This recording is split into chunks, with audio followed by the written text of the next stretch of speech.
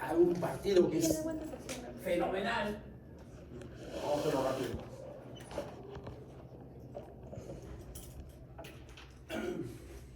Las definiciones, rápidamente.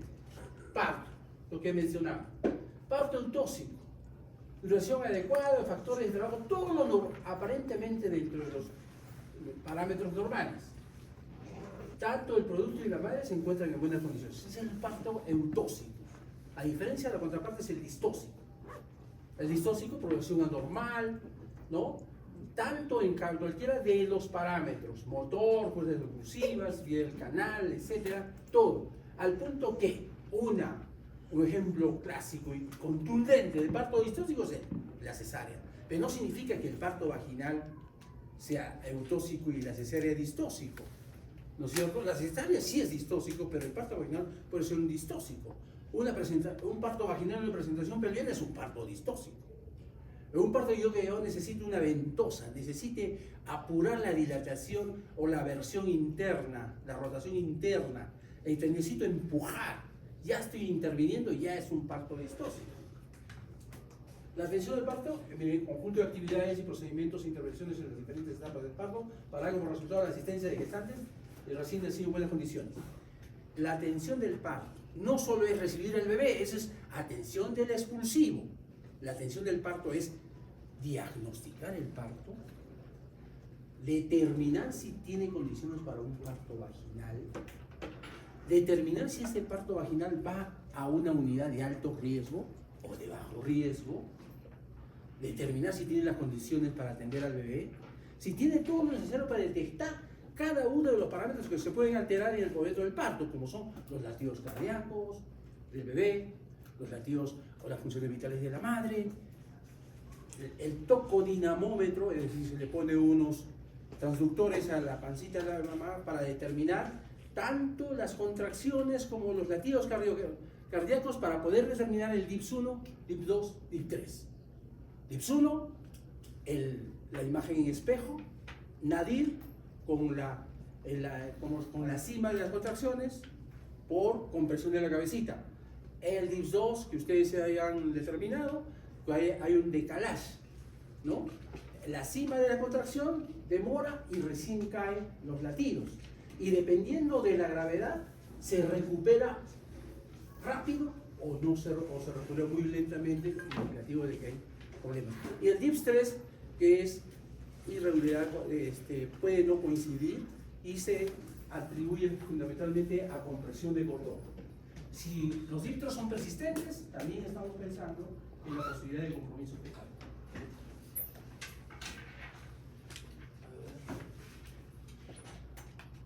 Se ve no se ve, ¿no? No se ve el cursor, no se ve ahí, ¿no? No se ve. Bien, el parto, 3 periodos. No es que yo recibí la guagua y atendí el parto. Sí, pues cuando yo estaba en el internado, tienen que ustedes atender 200 partos. Perdón, internado de residente 1. En el año 200 partos.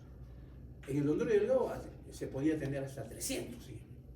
En el Seguro Social solo se podía atender hasta 20, 30 partos. En el año de R1. Eso depende de la sede, ¿no? Si uno quiere tener más accesibilidad, pues ya tiene que saber escoger su sede y su sede depende de su ranking en el examen.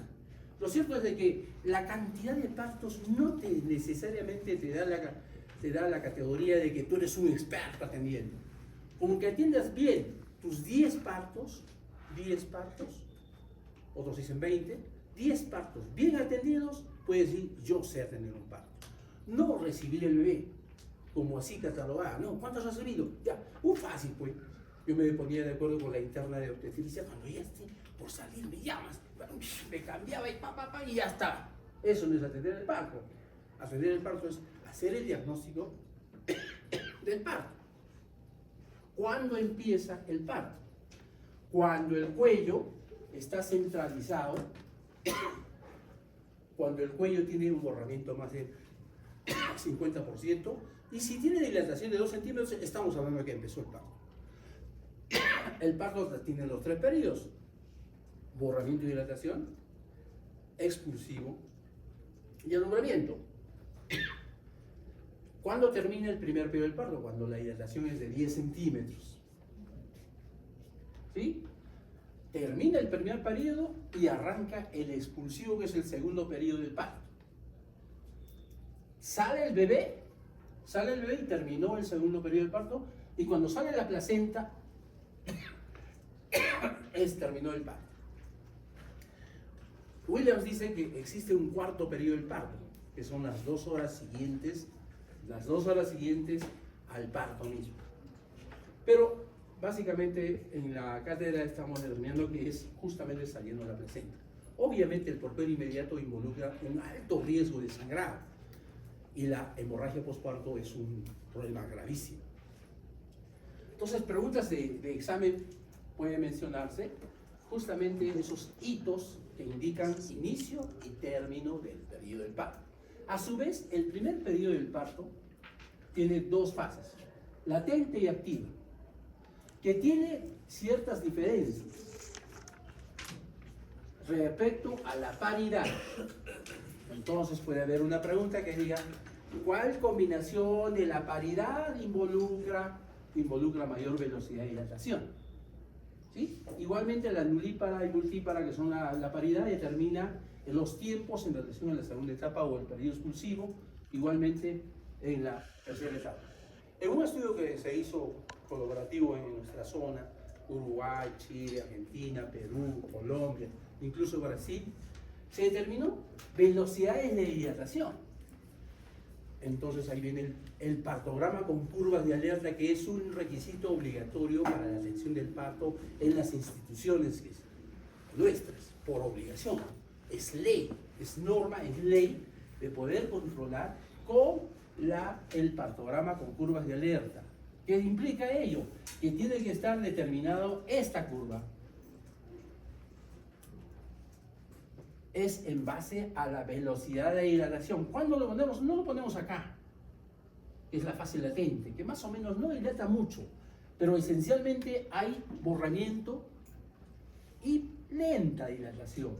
Pero cuando tiene 4 a 5 centímetros, obligatorio hacer el partograma con curvas de alerta, y estamos determinando esta curva. ¿Qué implica esta curva? Que todo lo que ocurra a la izquierda, ¿no? Una dilatación que va avanzando en el tiempo, por acá, es normal. Pero si por X razón se demora y transpone la curva de alerta, obliga al personal, esencialmente al médico, a reevaluar, porque se está tendiendo a ver trabajo de parto prolongado. Entonces se tiene que evaluar. ¿Por qué se está demorando la dilatación? Sí, estadísticamente, de acuerdo a todos los estudios, en el percentil 10 de velocidad está hecha esta curva.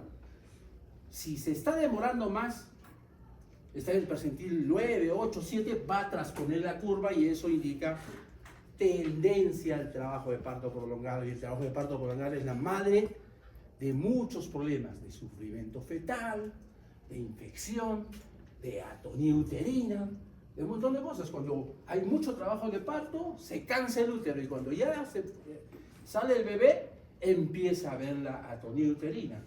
Porque se demora, hay que hacer más tactos, implica mayor riesgo de infección. Y porque se demora también el parto, hay problemas con el bienestar fetal, y tenemos más problemas de compromiso del recién nacido. Entonces tenemos la fase latente. Hasta 20 horas se menciona, sobre todo en la nulípara, y 20 horas es el límite para determinar que es una fase latente prolongada. Más de 20 horas, fase latente prolongada. La suma de todos estos, haciendo un resumen según Schwartz, es: el total del primer periodo del parto dura 12 horas, en promedio, 12 horas. Y lo que dura la multípara es las 2/3 partes. A su vez, ya sea en la nulípara y en la multípara, la fase latente dura 2/3 partes del total de la duración del primer periodo del parto. Entonces va a venir unas preguntitas de matemáticas simples, regla de 3 simple, cuál demora más, cuál demora menos en la combinación de la fase latente, fase activa, multípara y nulípara. Entonces la fase activa se divide a su vez en subfases, ¿sí? La fase activa en fase de aceleración, de pendiente máxima y deceleración. Justo 8 o 9 centímetros empieza el descenso de la presentación en el canal del parto. Y esencialmente en el periodo expulsivo, es que se produce el mecanismo del parto. ¿Qué es el mecanismo del parto? Es el conjunto de movimientos o fenómenos pasivos que produce las contracciones. Viene la contracción y empuja el móvil fetal. Viene la contracción y empuja el móvil fetal, retrae el cuello, se dilata completamente 8 o 9 y empieza a bajar la presentación. Si está en occipito ilíaca izquierda anterior, ya saben ustedes, el mecanismo del parto es acomodación a la extracción superior, descenso y encaje, rotación interna, extensión, salida con coronación, extensión, salida de la cabeza, rotación externa, y ahí sí se necesita un poquito de ayuda, o puede salir espontáneamente, dependiendo, porque si es un bebé grandecito, va a demorar, por más pujo que tenga la madre, siempre necesita la ayuda. Entonces nosotros encontramos al bebé que el occipucio está a la izquierda. Entonces agarramos los parietales, bajamos la cabeza, suave pero firmemente, hasta que el hombro anterior haga el hipomoclio. ¿Qué es el hipomoclio? Es la bisagra, el punto bisagra. Si ustedes quieren levantar la cabeza y no han hecho el punto bisagra, se va a meter el hombro anterior. Llega un punto que el hombro anterior apoya en el borde inferior del pubis y ya se puede apoyar suavemente. Pero antes de que salga la cabeza, es obvio que hay habilidad para evitar el desgarro del perineo. Pero eso lo vamos a ver después. Lo importante es que el mecanismo del parto involucra la salida del cuerpo. Ese conjunto de movimientos que son pasivos, el bebé no está decidiendo yo me muevo así, nada, está empujándose. Y en función de la anatomía del canal del parto y cómo se ha presentado, en qué variedad de posición, si ha sido en occipito ilíaca izquierda anterior, o derecha transversa, o izquierda transversa, es que se dan los movimientos del mecanismo del parto. Una vez que ha salido el bebé, revisamos rápidamente tanto los desgarros, pero esencialmente si el útero está contraído o no. ¿Cuándo yo me tengo que dar cuenta si el útero está contrayéndose? Cuando el bebito ya está saliendo, salió la cabeza, empieza la prevención de la hemorragia postparto. En el momento que sale el bebé, póngale oxitocina, preparen una ampolla de ergometrina, preparen un frasco. ¿Cuánto el frasco? 10 unidades. Probablemente la oxitocina, 10 unidades en un frasco de 1 litro, ya esté goteando en el expulsivo. Probablemente, pero no sea necesario a tanto goteo, porque tiene buena dinámica espontánea. Pero si la dinámica quiere bajar, ahí tenemos el apoyo de la oxitocina. Pero ya yo estoy pensando, por más parto normal que sea, por más prematuro que sea, por más que el bebé sea pequeño, por más que la paciente y el útero está sana la paciente, siempre existe la posibilidad de hemorragia postparto. Siempre. En toda paciente. En la que menos ustedes creen que puede dar una hemorragia postparto, en esa puede darse. ¿Cuáles son los factores de riesgo por hemorragia postparto? Un útero distendido, embarazo doble, polidramnios, macrosomía, ¿no? ¿Cuándo puede existir hemorragia postparto? En útero deforme, bicorne, que ha habido una cirugía, una miomectomía, o cuando puede hacer cuando el útero está cansado, un trabajo de parto prolongado, al momento que tiene que contraerse, el equilibrio hidroelectrolítico está alterado por el trabajo de parto y tenemos el problema de que no contrae, y si no contrae, viene el huaico. Viene el sangrado profuso, que es la hemorragia postparto, y lo que queremos evitar a toda costa, y es la primera causa de muerte de la mujer en parto. Lo primero, hay muchas complicaciones, pero lo que ustedes tienen que meterse en la cabeza es evitar la hemorragia postparto. Es la primera causa de muerte. Un parto domiciliario, ¿quién lo tiene? La partera o el familiar. Le viene la hemorragia, esa paciente ya se muere, no alcanza, no llega al hospital, por más que estén en la misma ciudad. Hemos tenido casos. Peor si están ustedes de serumistas y no saben cómo monitorear sus gestantes de su comunidad, que es responsabilidad de ustedes. En sus narices se van a morir los pacientes. Tienen ustedes que entender que la causa número 1 de muerte materna por causa de embarazo, parto, porperio, es la hemorragia postparto. La hemorragia postparto puede ser principalmente atonía uterina, es lo que puede ocurrir en estos casos. Pero ese es el enfoque de riesgo. El detalle es que así no tenga factores de riesgo, puede ocurrir hemorragia postparto. En consecuencia, no se confíen.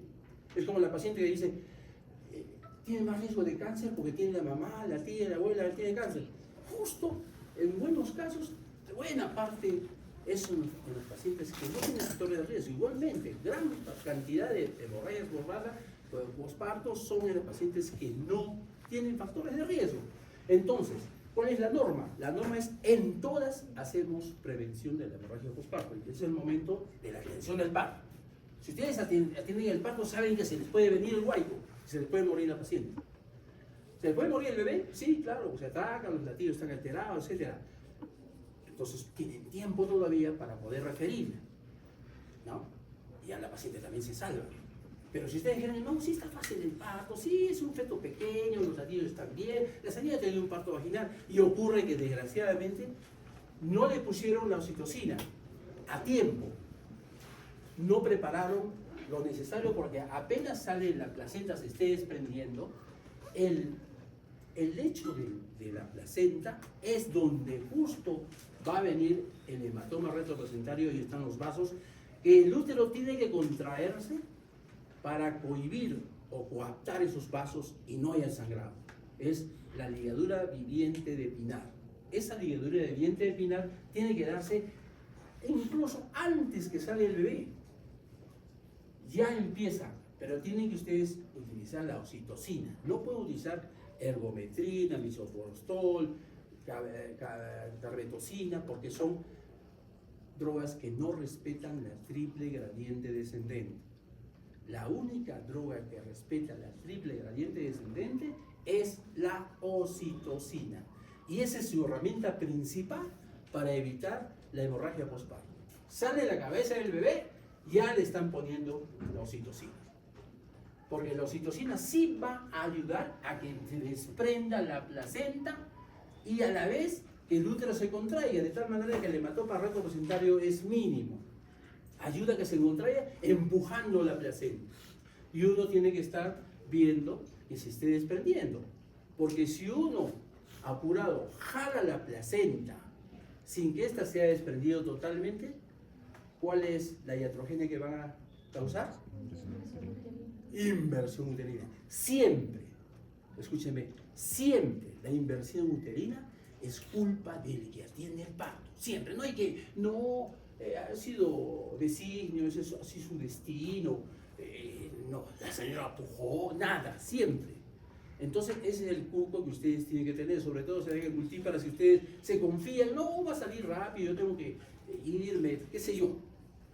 Tienen que tener mucho cuidado de que se desprenda la placenta y progresivamente hace efecto la oxitocina con su que respeta la triple gradiente descendente y les empuja suavecito la placenta. Y para que rápido se contraiga, ya está goteando la oxitocina. La oxitocina tiene la doble ventaja de que les ayuda a desprender la placenta, les ayuda a descender la placenta y sobre todo que a la par, conjuntamente se esté contrayendo el útero y no dé espacio para que haya un hematoma retroplacentario.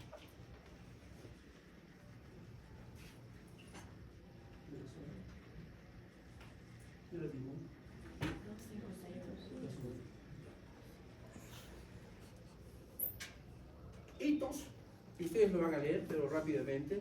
Sí, parece una cosa de locos. no vamos a nosotros a permitir un parto vaginal si el bienestar fetal está comprometido, ¿no es cierto? Si es que ya empezó el parto, lo esencial es ver si el bebé no está en sufrimiento fetal. Si está en sufrimiento fetal, lo tenemos que detener y rápidamente valorar el tiempo de dilatación versus el compromiso probable de ese bebé. Le dijeron que tenía una deceleración. Le hago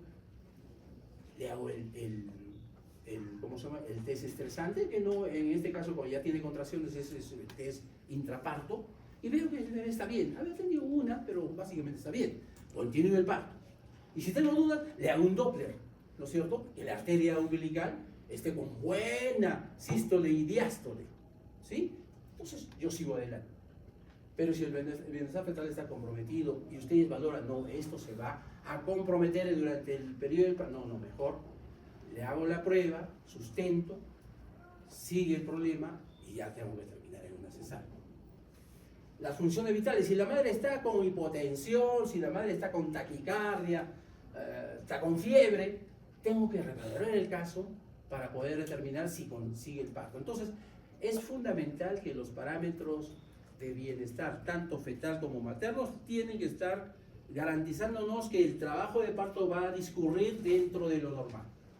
Entonces, cuando yo aplico, además de todo lo que yo necesito, porque tengo que pedir los análisis, hemoglobina, hematocrito, glucosa, creatinina, todo ello, porque si una creatinina está elevada, también tengo que tener que valorar el estado de la madre, porque si la madre me puede entrar en un problema serio de insuficiencia renal si estoy permitiendo el parto. Si la paciente tiene una hemoglobina de 5, de 6 y yo no me percaté de ello, esa paciente necesita urgente una transfusión, aún estando en trabajo de parto, puede yo estar transfundiendo sangre, todo ello es previniendo que no haya problemas durante el trabajo de parto. Tengo que tener el partograma con curvas de alerta, porque es de ley tener que ir. Ahora, ¿se le evacúa la vejiga con sonda o que la paciente espontáneamente ella vaya? Es preferible que espontáneamente, pero saben que la vejiga llena nos interrumpe en el descenso de la presentación. A veces la paciente, no puedo, doctor, ni modo, tenemos que hacer un sondaje, que no se recomienda porque el sondaje ya expone a infección. Bien, el tacto vaginal. ¿Cómo nosotros sabemos cómo está avanzando la paciente? Está con 4, de acuerdo a la curva de alerta, me dice que aproximadamente en 40 minutos debe estar con 5, con 6. Le hago el tacto a las 2 horas. ¡Uy, está con 7! ¡Excelente! Pero si sigue con 4, ya me está tocando la curva de alerta. Y entonces tengo que revalorar el caso. ¿Cómo está la dinámica? 1 en 10, doctor. Revalúo. ¿Por qué? Porque está 1 en 10. No hay aparentemente factores. La paciente no está con alguna droga que disminuya las contracciones, nada. Entonces empiezo a hacer la conducción, pero ya estoy saliendo de los parámetros de un parto normal. Y cuando ya salgo de un parto normal, tengo que conducir, poner oxitocina, es que he evaluado y reevaluado, no hay desproporción cefalopélvica, no hay latidos alterados, nada, la madre está bien, puedo yo poner un poco de oxitocina, a razón de 3 o 2 miliunidades internacionales de oxitocina por minuto. En la prueba puede venir, calcule usted el goteo de una indicación de oxitocina, de una infusión de oxitocina a razón de 3 miliunidades internacionales por minuto. Entonces, pues, una pregunta de examen, eso ustedes lo saben de papayita, porque eso es obligatorio en las prácticas. Porque los libros solo dicen administración de oxitocina a razón de tantas miliunidades internacionales por minuto. Bien, entonces si todo va bien y le estoy haciendo el tacto cada 2 horas, no más seguido, otros mencionan, si hay una RPM, nos abstraemos, lo haremos cada 4 horas. Y le decimos a la señora, por favor señora, nos avise si tiene sensación de pujo, porque cuando las membranas están rotas y hay trabajo de parto, generalmente la velocidad de dilatación es mayor, si no hay ninguna contraindicación. Entonces, ¿para qué hacerle muy seguido? Preferible estar calculando los latidos, la dinámica, y probablemente la dilatación avance bastante veloz, al punto que puede ser incluso con doble de velocidad. Cuando no hacer RAM, o sea, rotura artificial de membranas de rutina, solo cuando he visto de que no hay causa aparente de que disminuyan las contracciones, no hay drogas que disminuyen la velocidad, pero yo sé que rompiendo las bolsas me va a parecer veloz. Entonces hay una disquisición. Preferible no romper las membranas en la nulípara si no tiene más allá de 7, 8 centímetros. En la multípara, que ya tuvo un parto y no tiene problema, puedo hacer el RAM a los 5 centímetros. Si por A o B me hace hipodinámica, o sea, una bradiastenosistolia. Le rompo las membranas como tratamiento antes de ponerle oxitocina. Le rompo las membranas y además veo que el líquido está claro. Si el líquido está verde, ya me pongo las pilas, ¿no? Puede que ya esté empezando un sufrimiento fetal, aunque no es causa directa, pero ya es un digno de alerta. Pongo más afán, le puedo hacer un Doppler, estamos hablando de un lugar donde hay Doppler y todo ello que puedo hacer intraparto. Pero esencialmente es un recurso para aumentar las contracciones uterinas. Apoyo psicológico emocional permanente. Esto es fundamental. La paciente que está asustada como una rata, está asustada, es porque todo le da miedo. Entonces le da miedo el dolor. Aumenta el dolor y el dolor hace que se asuste más. Y más asustada, duele más. Entonces hay un círculo vicioso terrible. Tenemos que hacer medidas de psicoprofilaxis y el médico tiene que saber. A veces médicos no necesariamente han hecho un curso de psicoprofilaxis. La obstetriz tiene que hacer psicoprofilaxis. Es cortar ese círculo vicioso.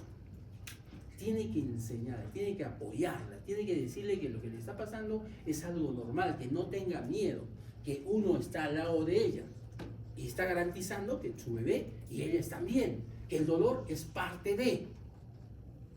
Pero ese dolor, entendido, comprendido, baja el miedo, baja el dolor. Entonces, el apoyo psicoemocional es fundamental. Si ustedes necesitan la ayuda del acompañante, en buena hora, si está la pareja, o una persona que haga las veces de una partera, de una, le dicen dula, se habla de literatura, es la acompañante que está obligada a apoyarle, a frotarle, a decir, a hacer lo que la paciente quiere y se sienta mejor. La deambulación ayuda a mayor velocidad y disminuye el dolor. La ingesta de líquidos, claro que sí, pero no sólidos. Líquidos azucarados.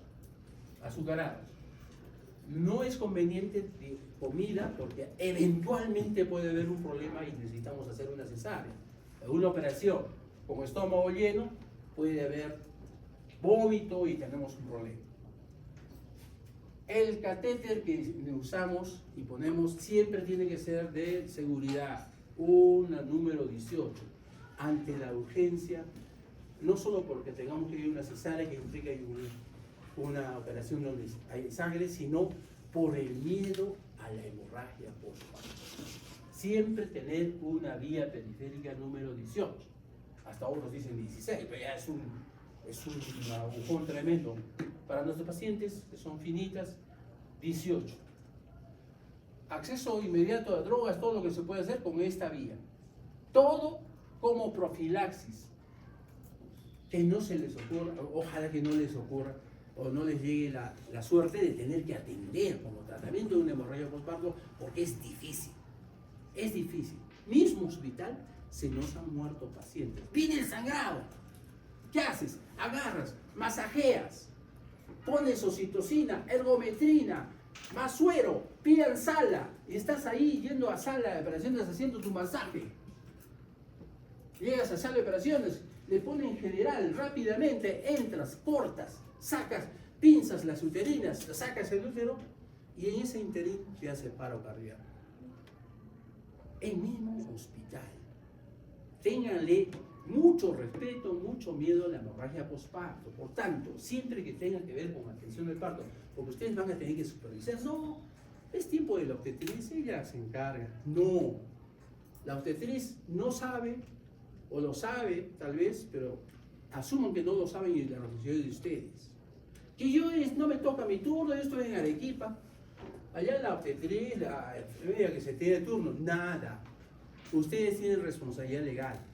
Tú habrás decidido que cuando tú no estás, cómo tiene que tener un parto la obstetriz. Y si no sabe tener el parto la obstetriz, que ha tenido que referirla a tal o cual sitio, pero es tu responsabilidad porque el cupo número 1 de la atención del parto no es el sufrimiento fetal que da tiempo, no es el malestar que la paciente, es la hemorragia postparto. La hemorragia sale de la placenta y si no has hecho prevención, estás con una hemorragia postparto y hace el tratamiento y es difícil. Entonces hay que hacer profilaxis, hay que hacer prevención de ello mucho antes, como les he mencionado. Rápidamente hacer de que el útero se contraiga, ya sea con masaje, con oxitocina, con todo lo que tengas, porque no puedes permitir que ese útero se relaje. La analgesia del parto es bien complicada en nuestro medio. Implica que tenga que ver anestesiólogos, y es lo que más falta. El anestesiólogo está reventado con operaciones en un hospital, no tiene tiempo. Los residentes, sí, va el residente un ratito, no puede poner, o tiene que hacer, le conviene pues estar en sala de operaciones donde está un montón de operaciones, está poniendo cada rato.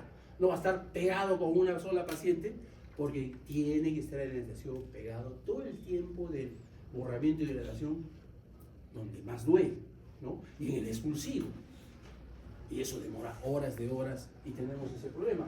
En otros países le pagan muy bien al anestesiólogo y al anestesiólogo le conviene estar ahí.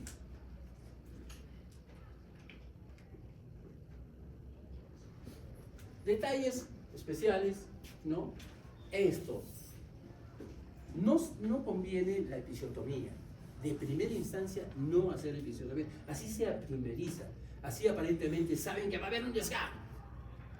Cuando el desgarro es inminente, tal vez. Pero a veces el periné es flexible. Entonces ustedes hacen con la mano, jalan el tejido lateral para que sea menos la tensión en el punto de desgarro, o sea, en la horquilla. Y con esta mano ustedes calculan, miden la velocidad del descenso, porque un superpujo le sale el bebé como una bola, le sale, y ustedes tienen la obligación de evitar que se golpee. Y el desgarro ya se ocurrió, y a veces ocurre el desgarro hasta el ano, ¿no? Ustedes saben que el desgarro de primer grado son unos pequeños desgarritos de la piel, del celular, que no sangra. El de segundo grado ya agarra el músculo. El del tercer grado ya agarra el esfínter anal. El de cuarto grado agarra la mucosa anal. Entonces, todo eso puede ocurrir si ustedes no saben cómo contener la presión que da la cabeza fetal. Porque un buen pujo, si a la señora hay que decirle, puja, y ustedes tienen que contener la velocidad de descenso de la presentación para que el desgarro sea mínimo. Ustedes ven que de todas maneras esa piel es inextensible, rígida, ya están preparados para hacer una episiotomía, solo en esos casos. En una multípara que ya tuvo su parto, esa zona ya está sobredistendida, ya es posible que pueda ser más fácil evitar una episiotomía. Porque la episiotomía tiene sus problemas, sus secuelas, el vaginismo, infecciones, dolor a esa zona. No es nada especial, es alrededor de la mitad de pacientes que se les ha hecho la episiotomía tienen problemas en esa zona. Miren ustedes, ¿quién está agarrando a su bebé? La misma paciente. Si es posible y todo es en seguridad, esas son cositas importantes. O si no, el papá, que agarre el bebé, que lo tenga. O que corte el cordón. O que directamente vaya al vientre de la madre. Todo eso está contenido en normas que indican que es el parto humanizado, ¿no? El parto donde el apego arranca, empieza, y esa es calidad de atención del parto, ¿sí? Esas cosas son inolvidables para toda madre y se tiene que procurar en lo posible. El bebé que está gritando, llorando, escucha, siente los latidos de la mamá y automáticamente se deja de llorar. Feliz el bebé.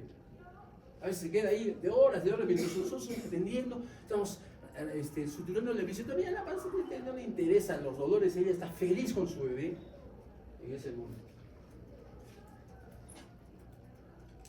El expulsivo, ya he mencionado, lo de la cabeza, extensión. Cuestiones de la rotación externa, ¿no? Es fundamental. El policía, el bombero, la persona que atiende a una paciente que está en expulsivo, ella no sabe, el policía no sabe nada de esto. Solo le han enseñado que tiene que ser bonito, que tiene que estar limpio, que puje, que evite que se caiga el bebé, ¿no? Y dice, ¡es un parto! Nada. El parto ya empezó hace tiempo, hace rato, y continúa porque el bebito viene en los brazos del policía y la placenta sigue de arriba y tenemos que seguir teniendo el parto. Entra a sala de partos y tenemos que hacer todo ello. Y sabemos que todo parto extramuros, o sea, extraoficial, extrainstitucional, conlleva mil de cosas. Nos dicen que tiene el bebé, y ¿qué tal si el bebé no es de ella? ¿Qué tal el bebé es de otra parte? O sea, ya entra responsabilidad de ustedes. Miles de problemas están derivados de esto que aparentemente es normal. Siempre tienen que ser ustedes desconfiados si la responsabilidad es de ustedes. Siempre. Nos salió cambios de bebé muerto por un bebé otro robado nacido y que ¿quién le va a decir? Ah, no, sí, pues has tenido un parto. Pero no saben la otra historia. O señoras que vienen con su bebé, mi parto, uno le examina, no tiene nada de parto en sus genitales. Después, la salida de hombros. Es difícil, existe lo que se llama la distosia de hombros. Aquí, perfecto, ustedes bajan la cabeza y sale el hipomóvil, la bisagra, para subir. En segunda instancia que pueden ustedes tener la posibilidad de un desgarro incluso hasta el ano es si no cuidan la salida del hombro posterior. Pero es más fácil que lo de la cabeza. Pero tienen que tener cuidado. Despacio que salga el hombro posterior. Bien. Pero a veces el hombro se atasca. Y estamos en problemas. Esto. No sale. Bajan la cabeza y el hombro no sale. El pubis lo contiene. Está impactado. No sale. ¿Qué hacer? ¿Qué se hace? Se sobreflexiona la pelvis, la madre, y el pubis un poquito se horizontaliza. Y otra persona empuja el hombro que está impactado y otra empuja el fondo. ¿Se entiende? Entonces, ese es el parto de la distosia de hombros que puede ocurrir, y eso ocurre con cierta frecuencia. Y entonces uno está jala y jala y jala y jala. Y en ese jale y jale el bebé empieza a tener bradicardia y se puede morir. Entonces también es una emergencia importante. Tiene que haber dos personas. Yo que recibo el bebé y dos personas. Tú vas a hacer esto, tú vas a hacer esto. De manera sincrónica. Entonces las dos manos de la persona que... Las dos están conteniendo la rodilla, o sea, perdón, la parte poplitea y flexionando cada uno la pierna correspondiente. ¿Me dejo entender? Entonces, agarro la pierna de mi lado y la flexiono hacia el vientre materno. Y la otra persona igual hace lo mismo. Y la otra mano que está libre, uno empuja el fondo y otro aprieta el suprapubis. ¿Sí? Ya, a la una, a las dos, a las tres, viene un poco de contracción. Yo bajo la cabeza y le digo, ya, tú empuja el fondo, tú aprieta el suprapubis. Y entonces se desimpacta. Esto, nosotros en los hospitales hacemos lo que se llama el simulacro. O sea, no hay realmente una distosia de hombros, pero la coordinación de tres personas tenemos que saber todo el servicio. Ya, tú acá, distosia de hombros. Entonces, uno flexiona, cada uno flexiona su pierna y ya sé que tengo que hacer el fondo. Yo con mi pierna, pero yo no bajo el fondo, sino aprieto el suprapubis. Justo coordinados los tres. Porque en estos casos nos han muerto pacientes, un bebé de 4 kilos 800 en el hospital hospital de Yanaguara. Lamentablemente no hubo la coordinación. Hasta que se hizo, ya pasó como 10, 15 minutos, pues se lo vamos a mudar.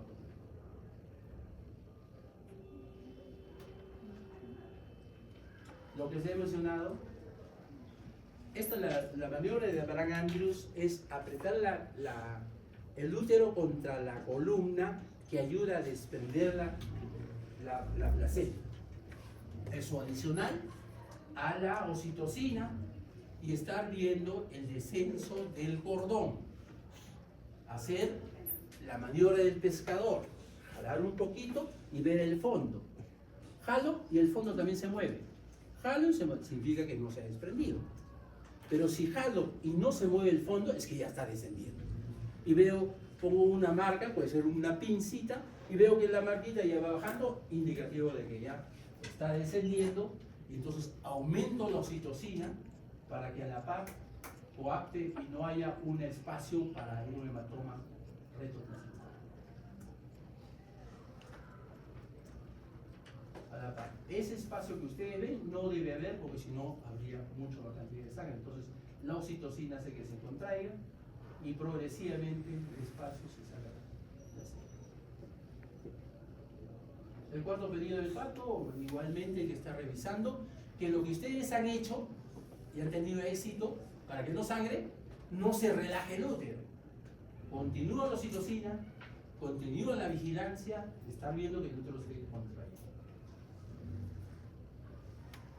Cuando cortamos el cordón, cuando el cordón se baja al minuto a 3 minutos. Ustedes vieron el lío que salió en la televisión, esto, que el pediatra decía, no, hay que cortar inmediatamente. La obstetriz decía, no, esperemos. Y un lío tremendo y la paciente se quejó. Dejen de gritar, dejen de pelear, quiero que me entiendan. Y salió una televisión terrible. Entonces, posiciones transversas o posteriores persistentes. Ustedes saben que el mecanismo del parto es la rotación interna. La rotación interna es a partir de la variedad de posición de inicio. Si es una occipito ilíaca izquierda posterior, para que rote a occipito púbico donde es posible el parto vaginal, ¿son cuántos grados? 135 grados. Eso demora. Y la paciente ya está cansada. Ya no puedo esperar tanto. El bebé ya está empezando a hacer latidos. Ya, puja. Ustedes entran la mano y ven el borde del hueso parietal y empiezan a ayudar. Si es izquierda posterior, será el empuje en sentido antioral. ¿Se entiende? En sentido antioral. Y si es una derecha posterior, será en sentido oral. ¿Sí? La idea es estar seguros de que estás agarrando el borde de los huesitos que están un poquito cabalgados, ese bordecito, y empieza a hacer. Todos están pidiendo cesárea, y ya no hay tiempo ni para cesárea. Pero le ayudas a rotar, rota occipito y se sale la agua. Ahora, a veces no rota. Haces esfuerzo porque rota y no rota, y no occipito. Parto en el agua. Las pacientes le piden ir, pero no saben que si vienen las heces, se nos malogró todito. Y no hay permitir que en el agua estén las heces y el bebito ahí está ahí, ¿no es cierto? Ese es un riesgo tremendo. Si pues, quien quiera hacerlo, tiene que empezar haciéndole un enema y todo lo demás para evitar eso. La episiotomía, medio lateral. La episiotomía medial, la mejor es la medial. La mejor, la que cicatriza y no da vaginismo es esta. Pero se tiene el doble de riesgo de que se vaya hasta acá. ¿Sí? Para los que están empezando a hacer las episiotomías, obligatorio tiene que hacerse acá. Pero sí, pues, secuelas y todo lo demás. Cuando ya aprendes a hacer y saber combinar cómo va avanzando la presentación y sabes cómo jalar de acá el tejido y jalar de acá el tejido para que la tensión sea menos, tal vez le puedas hacer una pequeña episiotomía medial. No te atrevas, si no lo sabes hacer, pues se te va a ir al ano, y ese es un problema, es una tragedia de muchas mujeres africanas que no tienen, ¿no? Y ese es un signo de calidad de atención del parto a nivel mundial. Bien, muchas gracias, nos vamos a ver en el partido. Gracias.